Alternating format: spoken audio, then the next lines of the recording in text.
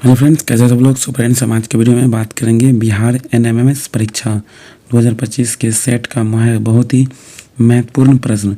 तो चलिए शुरू करते हैं। प्रश्न एक है कि अंतरिक्ष विभाग की स्थापना कब हुई थी। तो इसकी स्थापना हुई थी 1972 ईस्वी में। अगला प्रश्न है, अंतरिक्ष में जाने वाली प्रथम महिला कौन है। तो अंतरिक्ष में जाने वाली प्रथम महिला है वेलेंटिना तेरेस्कोवा। अगला प्रश्न है, सोडियम का प्रतीक क्या है। तो सोडियम का प्रतीक है Na। अगला प्रश्न आपका है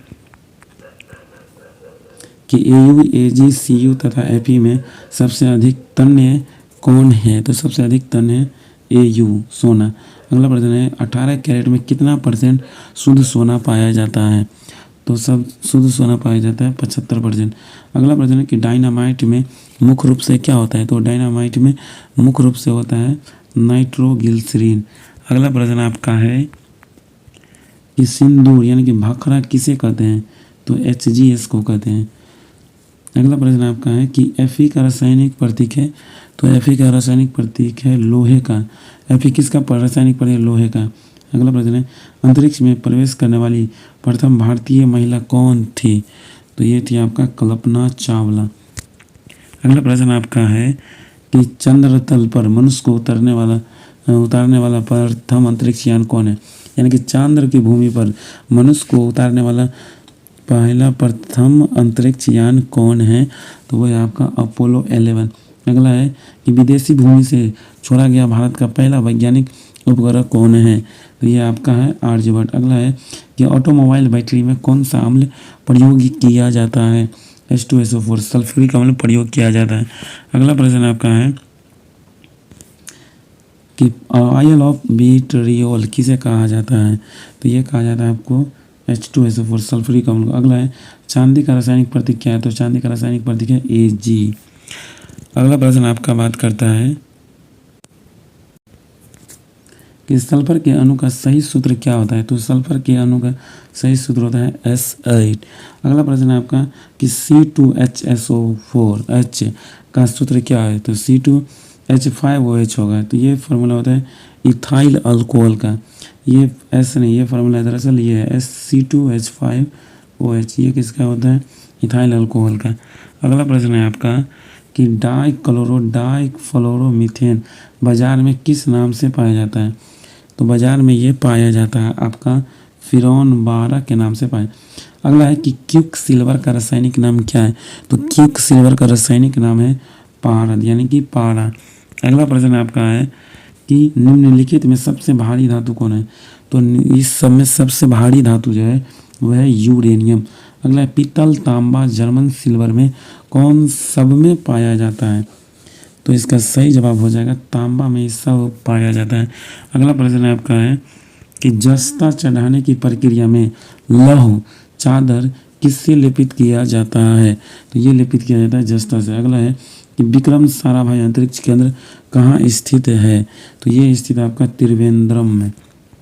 अगला प्रश्न आपका है कि मंगल ग्रह पर उतरने वाला पहला अंतरिक्ष यान है। तो मंगल ग्रह पर पाथफाइंडर जो है वो मंगल ग्रह पर उतरने वाला पहला अंतरिक्ष यान। अगला है शुद्ध कार्बन का सबसे कठोर रूप कौन सा होता है। तो शुद्ध कार्बन का सबसे कठोर रूप है वो है डायमंड यानी कि हीरा। अगला प्रश्न आपका है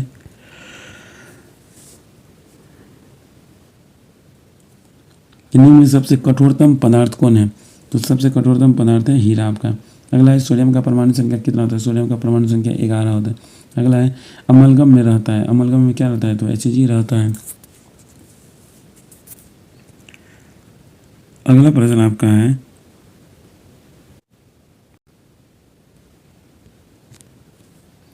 अधिकतम तन्यता वाला धातु। तो सबसे ज़्यादा तन्यता किस में होता है। सोना में, क्योंकि ये 1 ग्राम से 2 किलोमीटर लंबा तार बनाया जा सकता है 1 ग्राम से। अगला प्रश्न आपका है कि निम्नलिखित में से किस धातु का तार आसानी से खींचा जा सकता है।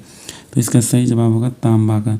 अगला प्रश्न आपका है कि निम्न में से कौन सा तार खींचने योग्य सबसे नगण्य धातु है। तो सबसे नगण्य धातु है सोना। अगला प्रश्न आपका है कि जल में सबसे कम घुलनशील गैस कौन है। तो जल में सबसे कम घुलनशील ये है नाइट्रोजन। अगला है कि CaCO3 में कार्बन का प्रतिशत कितना है 12। अगला प्रश्न आपका है कि हाइड्रोजन में सर्वाधिक प्रभावशाली ऑक्सीकारक कौन है। तो हाइड्रोजन में सबसे कारक है वो है आपका फ्लोरीन। अगला प्रश्न आपका है कि अम्ल वर्षा का मुख्यतः किस गैस के कारण होता है? अम्ल वर्षा मुख्यतः किस गैस के कारण होता है? सल्फर ऑक्साइड के कारण। मीथेन का रासायनिक सूत्र क्या होता है? तो मीथेन का रासायनिक सूत्र है CH4। अगला प्रश्न आपका है कि सोडा वाटर बनाने के लिए कौन सी गैस प्रयुक्त की जाती है? तो सोडा वाटर बनाने के लिए कार्बन डाइऑक्साइड प्रयोग की जाती है। अगला प्रश्न आपका है कि तत्वों का सबसे पहले वर्गीकरण किया था? तो तत्वों का सबसे पहले वर्गीकरण डोबी राइनर ने किया था। अगला प्रश्न आपके सामने में है कि रासायनिक यौगिक का सबसे छोटा संभाव्य यूनिट कौन है? तो रासायनिक यौगिक का सबसे छोटा संभाव्य यूनिट है अणु। अगला प्रश्न है आपका कि एक परमाणु द्रव्यमान को व्यक्त किया जाता है?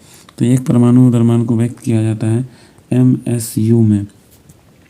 अगला प्रश्न आपका है कि वह सबसे छोटा कण जिसमें उस तत्व के सभी गुण विद्यमान हो उसी को क्या बोलते हैं? उसको बोलते हैं परमाणु।